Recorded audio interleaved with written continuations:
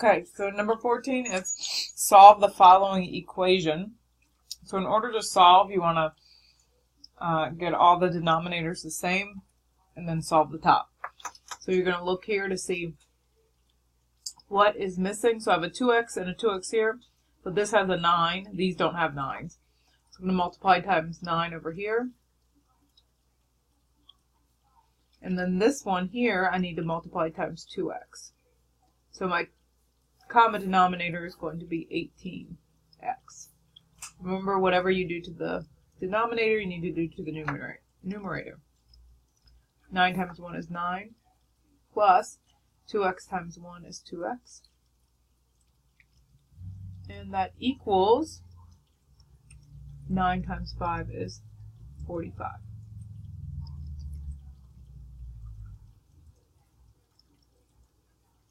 All the denominators are the same, so now we can solve the top. 9 plus 2x equals 45, minus 9, 2x equals 36, divided by 2, x equals 18. You always want to check to make sure that it's not going to make the denominator 0, back in our original equation, which it does not. Alright, let's look at the next one. Okay, what are we missing? So over here, this is 3x squared with a 6 and an x. So I know I need to make this 3. What could I multiply times 3 to get 6? 2, 6. So I'm missing the x squared. But remember, you need to multiply, so I need to do that to the top.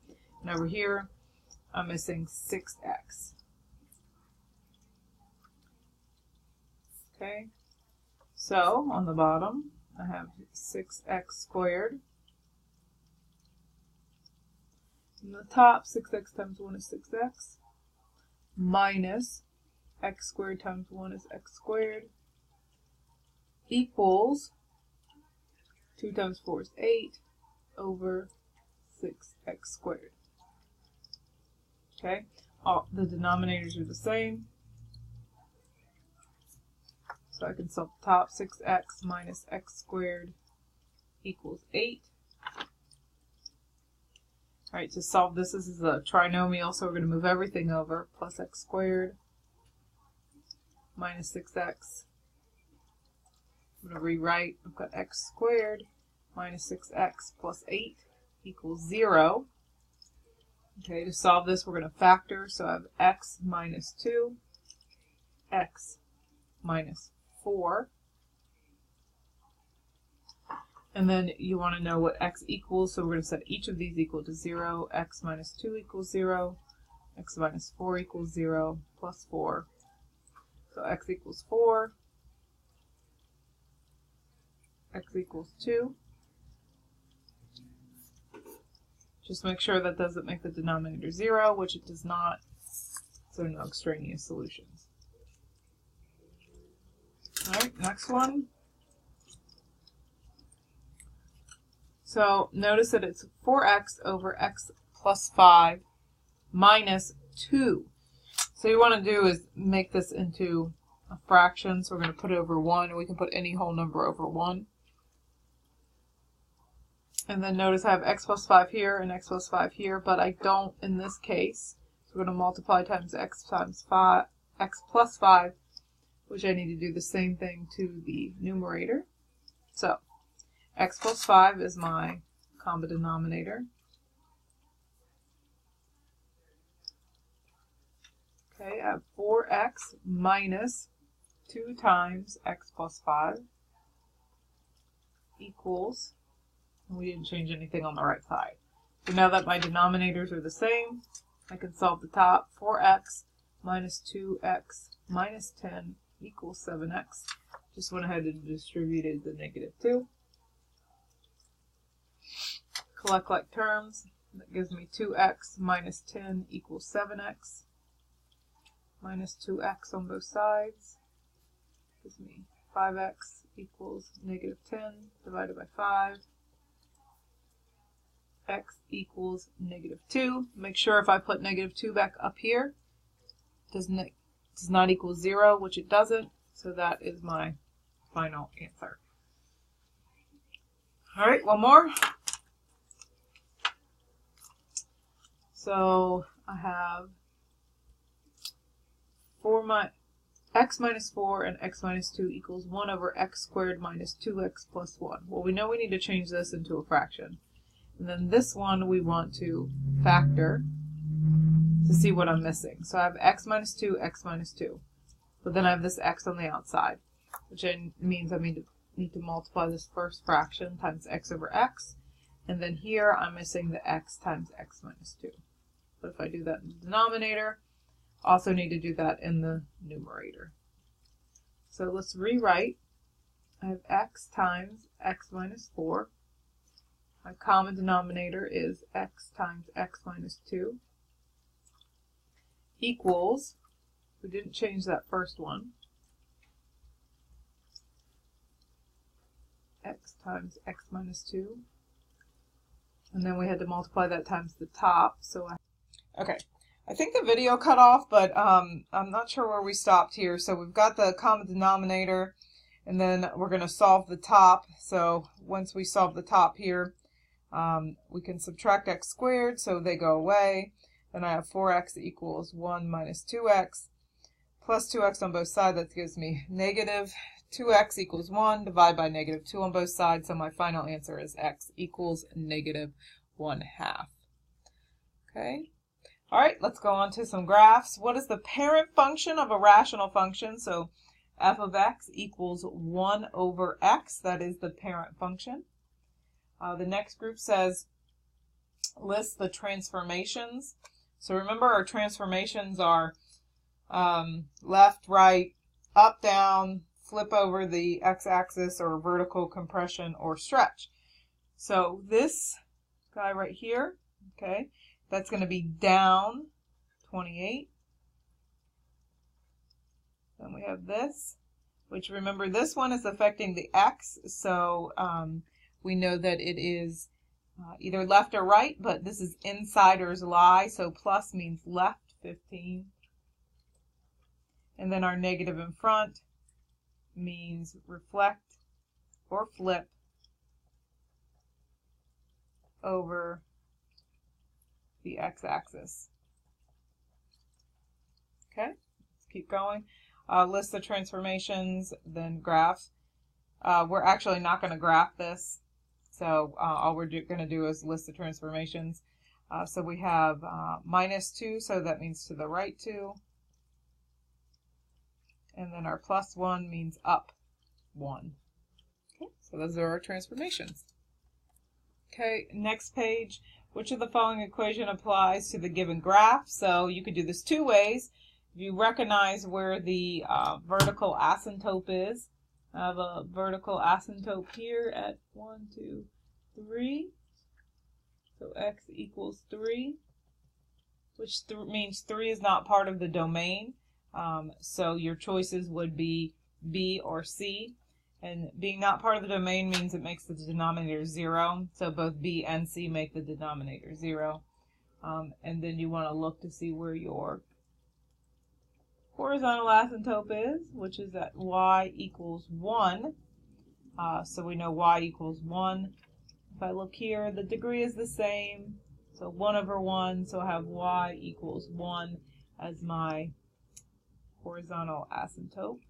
So then we know B is the answer. If you wanted to check that, you could go ahead and put that into the calculator. Remember, we do alpha y equals, and then we're going to do x plus 3, x plus 1, x minus 3, and then go ahead and zoom 6 to graph and take a look. We can see that it looks like our graph here. Okay. All right, let's look at the next one. The next one says match each equation with its corresponding graph immediately below. So you could look at them and try to figure out the transformation, or you could put them into the calculator. And so alpha y equals, so 4x plus 3 over 2x minus 2. I'm going to graph. And we're looking down here to see where that graph is. So that graph is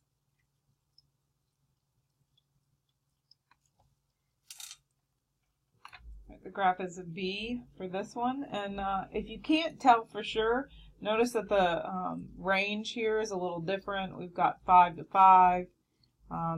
Then you can look to see, I know that where my vertical and horizontal asymptotes are. I have a horizontal asymptote at y equals 2 and a vertical asymptote at y equals 1. And you can tell that because my vertical asymptote 2x minus 2 equals 0. I could solve there, and that's where I get my x equals 1. So x equals 1 is going to be that guy right there. That's the only one that has x equals 1. And it has a horizontal asymptote at y equals 1. I'm sorry, y equals 2. And you can tell that because it's the leading coefficients here, 4 divided by 2. So it's 2. Okay, looking at the next one. Do it in the calculator, or you know that our horizontal asymptote is y equals 1, vertical asymptote is x equals 3. But you can also tell that this is a transformation from my parent function. I'm going to move up 3 and then to the right 1. So up 3 and to the right 1 is going to be D, is my correct answer. Over here, this is going to be to the right 3 and down 2.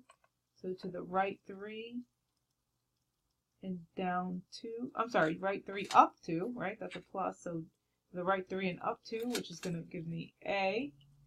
And again, you can check all these in the calculator.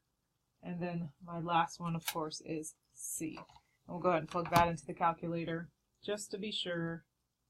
So I have 3 minus 2x over x plus 1. Go ahead and take a look at that. Make sure that looks like C. And it does. So these are easy to check in the calculator. All right, last one on this page. For the following equation in the graph, 3 have horizontal asymptotes at y equals 0. 3 have horizontal asymptotes at y equals 2. 3 have horizontal asymptotes that occur at non-integer values. Indicate the horizontal asymptotes for each. All right, so remember what the rule is. The rule is if the degree is the same, you look at the leading coefficient. So y equals 2. If the degree is the same, you look at the leading coefficient. Y equals 2. The degree is the same, you look at the leading coefficient. Well, in this case, y equals 4 over 5.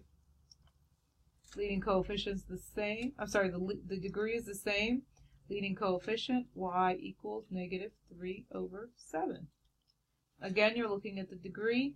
Now, we start to have a little change here. We see the degree is less in the numerator, more in the denominator. Okay, so the degree is higher in the denominator, which that's going to give me y equals 0. When the degree in the denominator is less, then the horizontal asymptote is y equals 0. The degree in the denominator is greater, y equals 0. Okay, this one's kind of hard to tell where it's at, horizontal asymptote. So this one's going to be y equals negative 3 over 2, about here. Horizontal asymptote at y equals 2. And here, a horizontal asymptote at y equals 0. So again, you have to look at the degree first. If the degree is the same, you look at the leading coefficients. If the degree is higher in the denominator, then the horizontal asymptote is automatically at y equals 0.